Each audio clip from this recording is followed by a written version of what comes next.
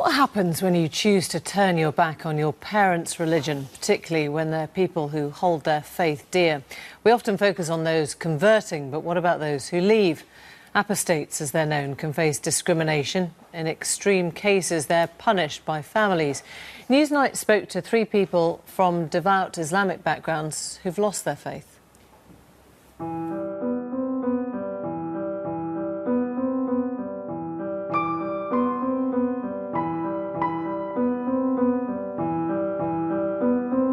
These pictures are the only pictures I have of my early childhood. They were taken before my mother became observant, and they remind me of a happier time.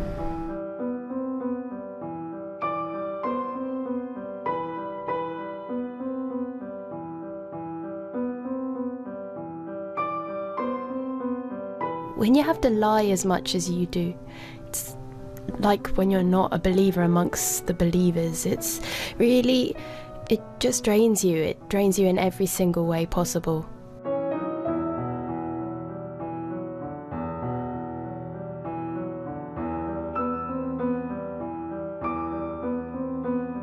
I felt isolation. I felt that I was being, sort of rejected, demonized.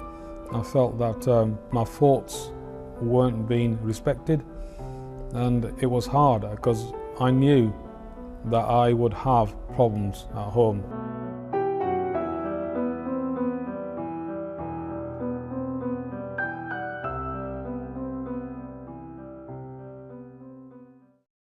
I just prayed, please, don't let me lose my faith.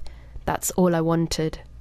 But it was sort of at that point as well that I just did not feel the connection to God anymore, and I felt like all my pleas were just going into empty space. I knew how much Islam meant to her, that it was everything. So I knew that it would be something, grave in her opinion, something that would potentially change our relationship forever.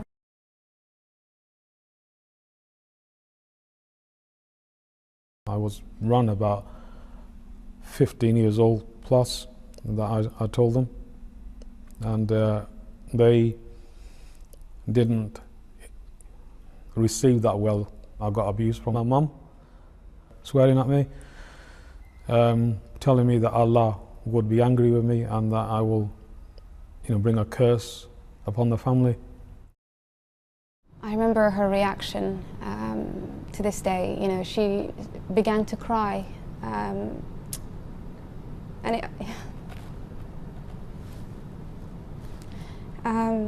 was upsetting because, as a being the oldest child, I was always a source of pride for my mum.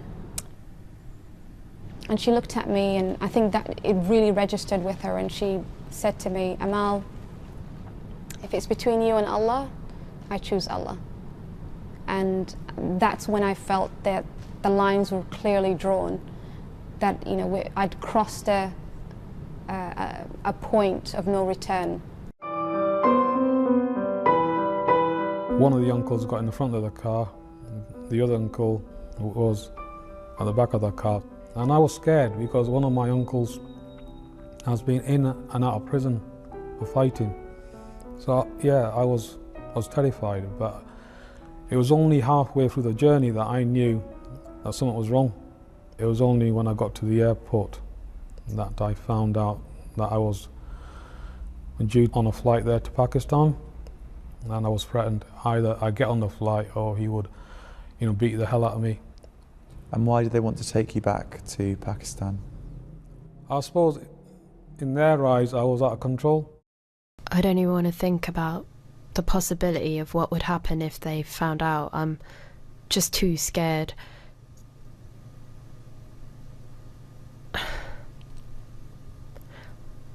I know I'd lose them. That's it.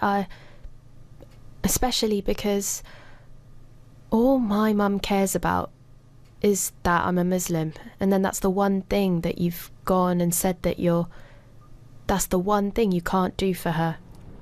I, would consciously call home and ask to speak to her, and she'd refuse. She'd refuse to speak to me. And then my sister would pick up the phone, and I'd chat to her for a while. Can I speak to Mum? No, Mum doesn't want to speak to you. So yeah, I remember that. And I remember my mum. Actually, I remember a time where like sort of a moment when I really felt pretty awful about what I was putting my mum through.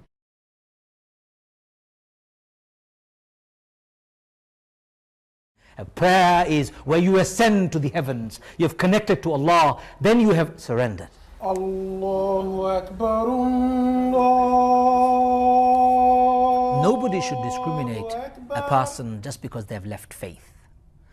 Families are not for judging. We're not judges. We are simple servants of God. And those people who prejudice individuals for leaving the faith, they've misunderstood.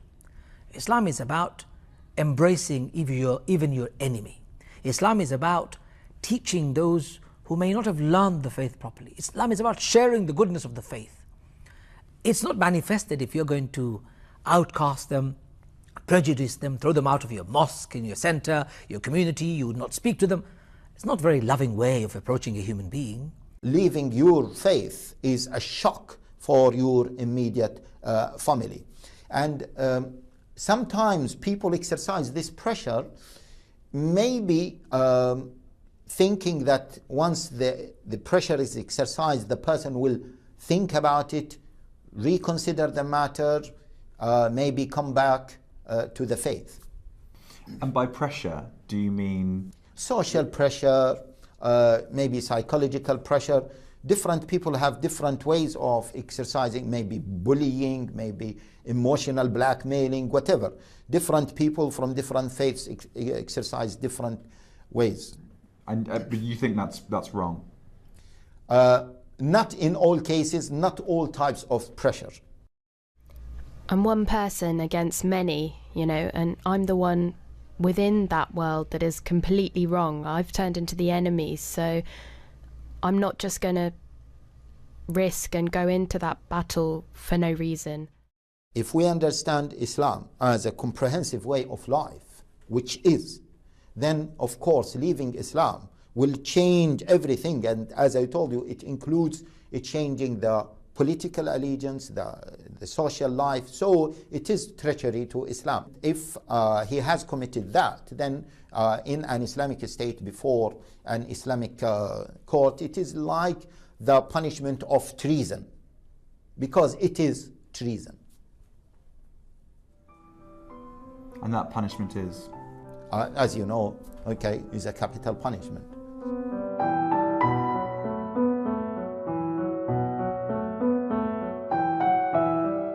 I do feel sad slightly when I think about my family, and I do wish things were different,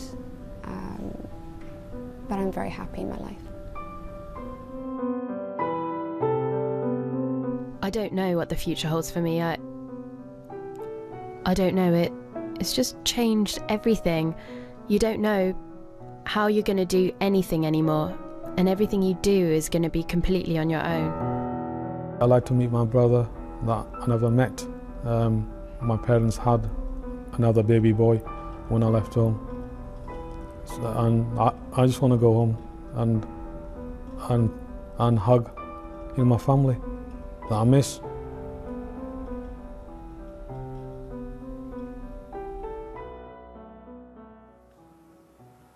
Voices of those who've lost or changed their faith and their families. Well, let's take you through tomorrow's paper.